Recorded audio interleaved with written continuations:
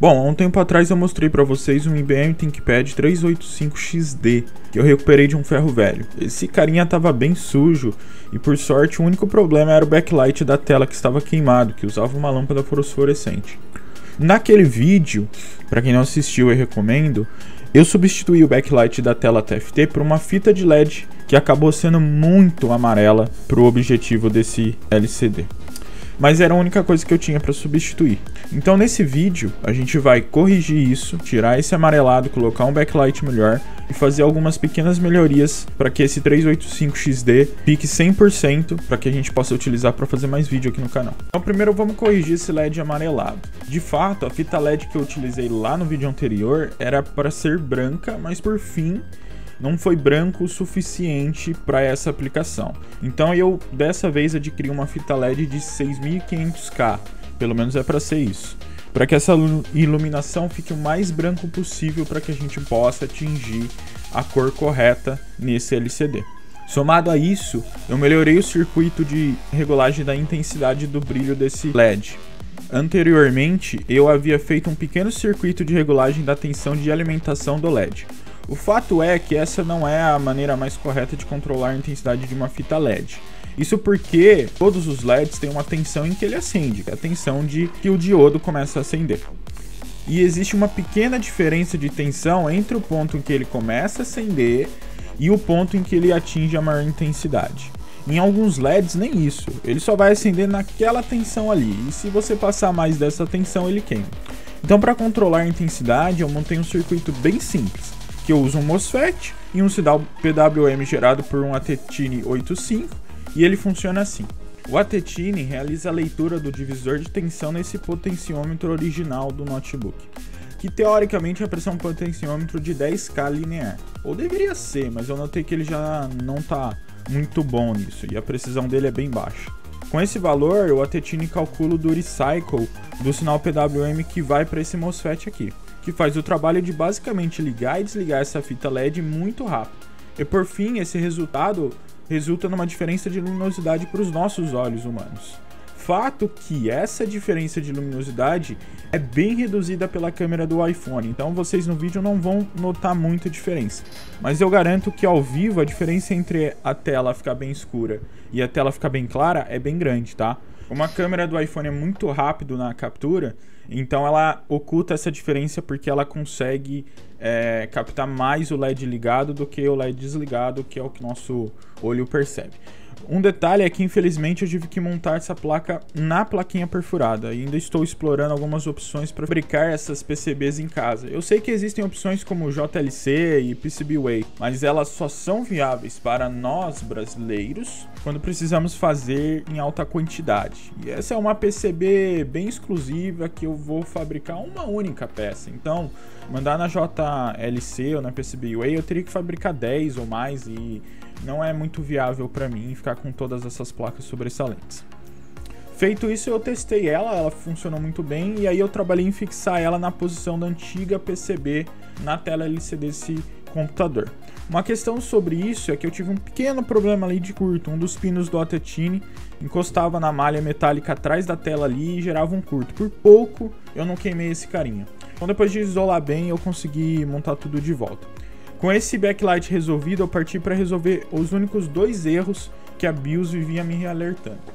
161 e 163, todos eles relacionados à bateria da CMOS. Como se não houvesse bateria da CMOS, a BIOS reclama que ela teve que resetar a configuração e aí eu tenho que configurar o horário tudo de novo. Depois disso, a máquina funciona normal até eu tirar ela do carregador. Eu havia trocado, mas aparentemente ou a bateria descarregou ou a gente tem um problema maior relacionado ao circuito de alimentação da CMOS. Eu depois de olhar um pouquinho no manual de manutenção, eu notei que o conectorzinho ali da bateria na placa-mãe estava incorreto, não estava nas posições certas. E aí foi só conectar os fios corretamente ali nos pinos do conector e conectar na placa-mãe e a BIOS nunca mais me reclamou de bateria e nunca mais me deu esse erro. Bom, sobre a memória RAM. Esse 385 vem com 32 MB de memória soldados na placa-mãe. Seria muito bom poder expandir isso. Teoricamente, o máximo que eu consigo colocar nessa máquina é 128 MB de memória, usando um pente de 96 MB. Esses pentes são exclusivamente difíceis de achar e quando você acha é uma fortuna, principalmente lá no eBay. Ainda mais compatíveis com essa máquina. Nessa época não era tão padronizado, então se você pesquisar você vai ver que tinha alguns pentes de memória que eram desse tipo, mas que usavam ou eram muito grandes ou eram muito pequenos, ou usavam uma frequência que não é compatível com essa máquina. E esses IBM ThinkPad, o 380, o 385 e alguns outros modelos dessa época, eles são bem chatos com pente de memória expandível, tá? Então eu até havia recebido um pente de 64 MB de um lote de peças, que eu sabia que estava bom. Mas essa máquina ela recusou ativamente esse pente e ela não reconhecia. Na verdade ela reconhecia o pente, mas ela dava erro no teste de memória e no sistema operacional não aparecia o total de memória que ela aparecia na BIOS. Ela falava que tinha um tanto de memória, mas que o usável era só a memória que tinha soldado na placa-mãe. E aí por fim eu resolvi tirar o pente do meu 380 ED e colocar nesse 385. O pente que estava lá era um pente de 64 MB. Quando eu coloquei nessa máquina, ela aceitou sem problema nenhum. Isso totalizou 96 MB de memória utilizável. Então é a melhor opção para mim por enquanto, né? Por fim, eu resolvi recuperar o pack de bateria externa dessa máquina, que claro, depois de mais de 20 anos elas já estavam ruins. Não tinha nenhuma carga e não funcionava. Eu não vou mostrar aqui, porque mexer com bateria 18650 de lítio não é brincadeira. Não façam em casa se vocês não souberem o que vocês estão fazendo. É muito perigoso. Essas baterias elas podem explodir literalmente. Mas eu posso falar que esse pack é bem moderno para sua época. São 6 baterias de 18650 ligadas numa configuração para formar 10,5 volts com uma BMS. Algo bem inovador para a época, tá? Eram os primeiros packs de bateria com BMS e gerenciáveis da época. Todas as baterias originais da Philips estavam mortas, o que é de se esperar. Então eu troquei todas elas por boas baterias, por boas células 18650. Isso geralmente não funciona na maioria das BMS de notebook, principalmente as mais modernas, tá? Isso porque geralmente os packs de bateria de notebook, quando as células ficam ruins, a própria BMS detecta isso e ela se desativa. Eu já vi casos do chip BMS, por segurança, ele se auto-queimar e desativar o pack para que você troque. Que é justamente para as pessoas não abrirem o pack, trocar as baterias e colocar qualquer bateria lá, e isso pode causar um problema, né? As baterias de notebook são muito perigosas se elas não forem bem manejadas. Mas nesse caso aqui funcionou. Eu remontei o pack com baterias novas, o notebook reconheceu o pack de bateria e começou a carregar ele. Isso foi muito bom porque me permitiu atualizar a BIOS dessa máquina, já que nesses carinhas o notebook precisa estar conectado na tomada com um pack de bateria carregado e conectado no notebook para que a BIOS possa ser atualizada. O software de atualização da IBM desses carinhas não deixa atualizar a BIOS se essas condições não forem cumpridas. E eu só consegui atualizar a BIOS porque esse pack voltou a funcionar. Feito isso, eu testei um pouco essa máquina. E reparando nesses vídeos, por algum motivo a câmera do meu iPhone resolveu amarelar a tela desse notebook. Na verdade é a imagem no geral, tá? Se vocês perceberem na mesa que tá o notebook, você vai ver que a madeira tá um pouco mais pro amarelo. Em algumas gravações, em algumas outras gravações a madeira tá um pouco mais pro branco, né? Sem parecer que tá envernizada.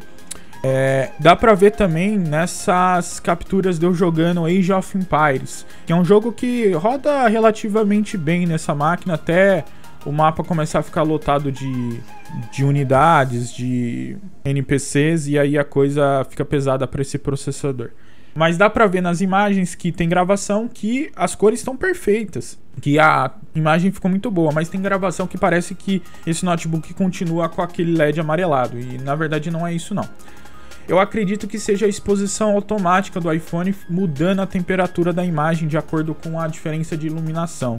Talvez pelo período do dia e tá batendo o sol de fora ou não. Somado a isso, essa tela não tá perfeita, tá?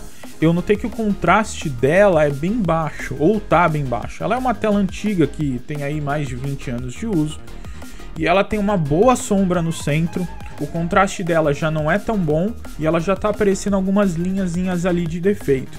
Mas aí não tem muito que possa ser feito. Eu vou ter que estudar com calma, com tempo, enquanto essa tela dura, uma reposição numa tela mais moderna. Talvez algo que eu possa converter o sinal que é mandado para essa tela num sinal padronizado, VGA, HDMI ou o que for, e colocar uma tela de commodity chinesa aí qualquer, VGA, para funcionar no lugar dessa tela. Porque não tem como substituir essa tela, você não acha ela. Até acha uma ou outra no AliExpress, mas é muito caro. Acabou que usando a regulagem de gama que essa placa de vídeo suporta, eu consegui alinhar as cores e deixar essa tela ali com um bom aspecto ali, já que o que mais fere aí que eu percebi é o azul.